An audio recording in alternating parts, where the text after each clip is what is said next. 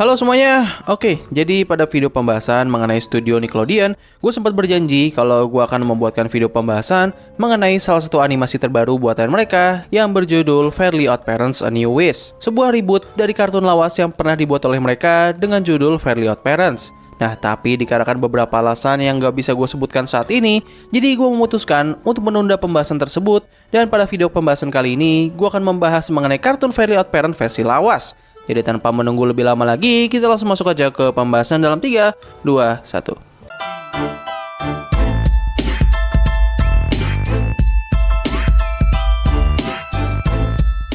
Nah, seperti kita semua tahu, pada tahun 90-an hingga 2000-an ke atas bisa dikatakan sebagai tahun kejayaan dari studio Nickelodeon. Pada era tersebut, studio ini telah memproduksi berbagai macam acara, mulai dari live action hingga animasi. Di masa ini jugalah, Nickelodeon telah menciptakan beberapa kartun yang sangat sukses dan melegenda. Tentu salah satu kartun yang akan terus kita bahas apabila membicarakan mengenai Nickelodeon adalah sang selana kotak yang satu ini. Yes, seperti yang kita semua tahu, SpongeBob merupakan kartun yang paling sukses yang pernah dibuat oleh studio ini. Bahkan saking suksesnya, SpongeBob menjadi satu-satunya kartun yang rilis di era kejayaan Nickelodeon yang masih terus bertahan hingga sampai saat ini. Sudah tidak lagi kartun lain yang dibuat oleh Nickelodeon yang mampu bersaing dengan besarnya nama dari kartun tersebut. Nah, tapi pada era 2000-an ke atas, hal ini tidaklah berlaku karena pada tahun-tahun tersebut terdapat beberapa kartun buatan Nickelodeon yang berusaha untuk bersaing dengan besarnya kartun SpongeBob. Salah satu kartun yang dimaksud ini adalah Fairly OddParents. Fairly OddParents sendiri dibuat oleh seorang animator yang bernama Butch Hartman dan pertama kali rilis pada tahun 2001 lalu. Kartun ini menceritakan seorang bocah berumur 10 tahun yang bernama Timmy Turner, di mana dia ini diceritakan memiliki kehidupan yang sangat memprihatinkan. Kedua orang tuanya selalu mengabaikannya dan kurang begitu peduli terhadapnya.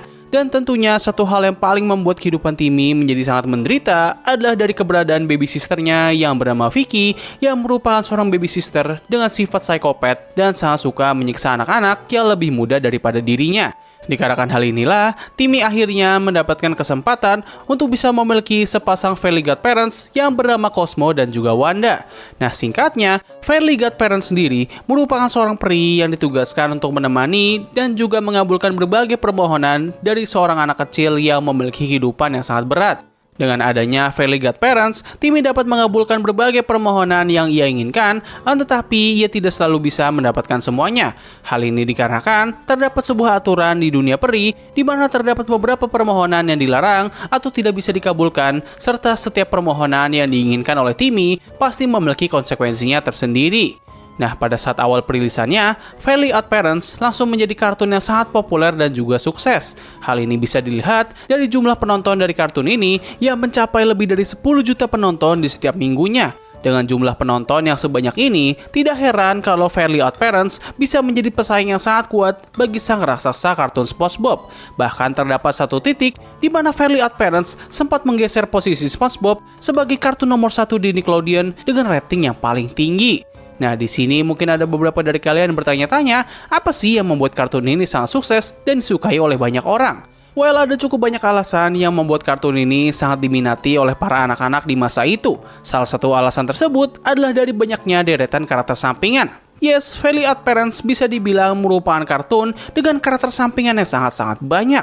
Bahkan kalau harus dibandingkan dengan SpongeBob, Fairly OddParents memiliki karakter sampingan yang jauh lebih banyak. Nah, tapi banyaknya karakter sampingan ini tidak hanya sekedar muncul saja.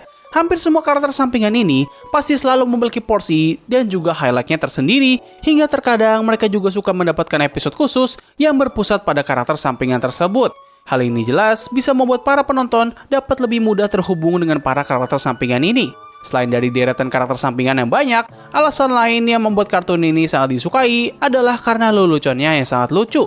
Lelucon yang dihadirkan oleh kartun ini biasanya bersifat slapstick dan tentunya yang paling sering digunakan yaitu parodi pop culture.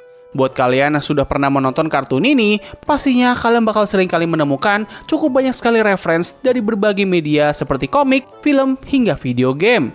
Dan alasan terakhir yang membuat kartun ini sangat sukses adalah dari ceritanya yang kreatif serta memiliki pesan moral yang cukup bagus. Dikarenakan kartun ini seringkali memparodikan berbagai macam media, hal ini pun memaksa para penulis dari kartun ini untuk bisa berpikir out of the box untuk bisa menghadirkan berbagai cerita yang terkesan unik dan juga kreatif. Tidak hanya itu saja, mereka juga suka memberikan sedikit pesan moral yang baik, terutama dalam menunjukkan setiap konsekuensi atas tindakan yang akan dilakukan oleh sang karakter utama, yang mana ini jelas bisa memberikan edukasi yang lumayan untuk para penonton anak-anak. Nah, sebenarnya masih ada banyak alasan lain yang membuat kartun ini bisa menjadi sangat sukses, namun gue hanya akan menyebutkan 3 poin itu saja, karena bagi gue 3 poin tersebut sudah dapat memberikan gambaran bagaimana kartun ini bisa sangat disukai pada masanya. Nah, setelah melihat betapa besarnya kartun Fairly OddParents dan alasan kenapa kartun ini bisa sangat disukai, hal ini tentu menimbulkan pertanyaan yang cukup besar. Bagaimana bisa kartun sebesar ini akhirnya harus mengalami cancellation dan meninggalkan pesaingnya untuk terus menguasai Nickelodeon? Well, seperti yang seharusnya kalian semua tahu, kebanyakan acara TV yang telah tayang dalam waktu lama pastinya akan sampai di suatu titik di mana acara tersebut akan memasuki fase penurunan kualitas ataupun kepopuleran. Nah, hal ini jelas juga dirasakan oleh kartun Fairly OddParents. Setelah bertahun-tahun tayang, pada akhirnya kartun ini mulai mengalami penurunan kualitas dan juga penurunan jumlah penonton. Ada banyak sekali faktor yang menyebabkan semua ini bisa terjadi. Tentu salah satu faktor terbesar dari semua ini adalah karena kehabisan ide. Sama seperti berbagai kartun yang telah tayang dalam waktu yang sangat lama, pastinya tim penulis dari kartun-kartun tersebut akan mengalami kesulitan dalam menghasilkan sebuah cerita yang fresh, berbeda, dan juga kreatif. Untuk kasus Fairly OddParents, terdapat beberapa aspek yang sangat terpengaruh dari faktor ini. Beberapa di antaranya adalah perubahan kualitas cerita yang sudah tidak seseru dan sekreatif episode-episode terdahulu. Lalu ada juga perubahan sifat karakter utama dan juga berbagai karakter sampingan yang dulunya cukup relatable dan juga likable, kini malah menjadi sangat annoying atau menyebalkan.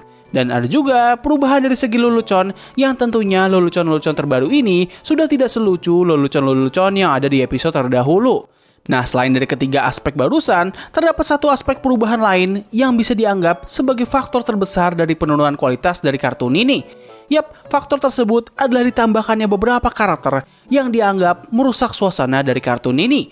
Beberapa karakter yang sering menjadi target dari masalah ini adalah Sparky, Puff, dan tentunya yang paling utama dari semuanya, yaitu Chloe Carmichael. Kebanyakan karakter-karakter baru ini membuat nuansa dari kartun Fairly OddParents mengalami perubahan yang sangat signifikan. Sparky dianggap memiliki sifat yang sangat menyebalkan dan hanya bisa menambahkan masalah bagi sang karakter utama kita. Puff dianggap sebagai perusak dari hubungan antara Timmy dan juga Fairy Godparents-nya, karena dengan kehadiran karakter baru ini, tujuan utama dari Cosmo dan Wanda dalam melayani Timmy kini menjadi kurang begitu relevan dan juga berimpact. Dan untuk karakter Chloe, well, ini karakter bermasalah banget sih. Gak hanya ia muncul entah dari mana dan gak ada pembangunan sama sekali, karakternya ini pun juga merusak keseluruhan konsep awal dari kartun Fairly OddParents.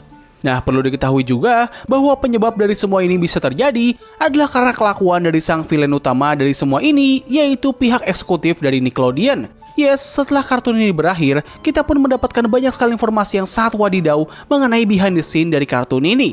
Salah satu di antaranya adalah munculnya fakta bahwa Fairly OddParents sebenarnya telah mengalami cancellation sebanyak 5 kali, tetapi pihak Nickelodeon tidak ingin IP ini mati secara total. Mereka masih terus mencoba untuk memiliki kartun ini dengan terus membangkitkannya dari kubur. Bahkan ketika kartun ini akhirnya tamat secara total, Nickelodeon masih mencoba untuk memiliki IP ini dengan membuat berbagai serial baru. Beberapa serial baru ini adalah adaptasi live action yang sangat sampah dan juga serial terbaru yang berjudul Fairly OddParents A New Wish yang mendapatkan respon yang sangat campur aduk. Nah, di sini mungkin ada beberapa dari kalian yang bertanya-tanya, kenapa Nickelodeon melakukan semua ini? Well, jawabannya adalah Nickelodeon melihat kartun Fairly OddParents sebagai kartun yang hampir setara dengan kartun SpongeBob. Mereka semua berpikir kalau Fairly OddParents dapat menghasilkan cuan yang sama besarnya sama seperti kartun nomor 1 mereka. Nah, apabila kalian melihat kondisi dari studio Nickelodeon saat ini, seharusnya kalian semua sudah sadar kalau Nickelodeon hanya ingin membuat karya animasi yang dapat menghasilkan cuan yang sama banyaknya seperti kartun SpongeBob. Beberapa kartun yang mendapatkan treatment ini adalah The Loud House dan juga Fairly OddParents. Untuk The Loud House, bisa dibilang kartun tersebut berhasil memenuhi ekspektasi mereka, di mana hal ini bisa dilihat dari kartun The Loud House yang sampai saat ini masih terus tayang. Nah, sedangkan untuk Fairly OddParents, well, sepertinya mereka masih belum menyerah dan masih ingin melihat potensi cuan yang bisa dihasilkan oleh IP ini. Nah, jadi begitulah kisah dari kartun yang sempat menjadi pesaing berat dari kartun SpongeBob. Kalau kalian bertanya bagaimana pendapat gue pribadi mengenai kartun ini, well, jujur aja, pada saat masih kecil, gue sendiri nggak begitu suka sih sama nih kartun. Karena gue merasa kalau ini kartun memiliki nuansa yang sangat gelap. Melihat Timmy yang selalu mendapatkan nasib atau perlakuan yang sangat buruk, membuat gue merasa tidak nyaman dan enggan untuk menonton kartun ini. Namun setelah gue beranjak dewasa, gue melihat kartun ini sebagai kartun yang sangat lucu dan memiliki beberapa pesan moral yang baik. Fairly Odd Parents seharusnya berakhir pada tahun 2006 dengan perilisan season kelimanya, tapi ya sayangnya Nickelodeon masih terus memiliki kartun ini hingga mencapai season ke-10. Sangat disayangkan sih, kartun ini harus mengalami nasib yang sangat memprihatinkan di mana pihak studio masih tidak bisa membiarkan kartun ini beristirahat dengan tenang. Nah, jadi mungkin itu saja sih yang bisa gue bahas pada video kali ini. Tulis pendapat kalian mengenai kartun ini di kolom komentar di bawah. Jadi terima kasih atas waktu yang telah kalian luangkan untuk menonton video gue. Gue undur diri, sampai ketemu lagi di video selanjutnya. Bye!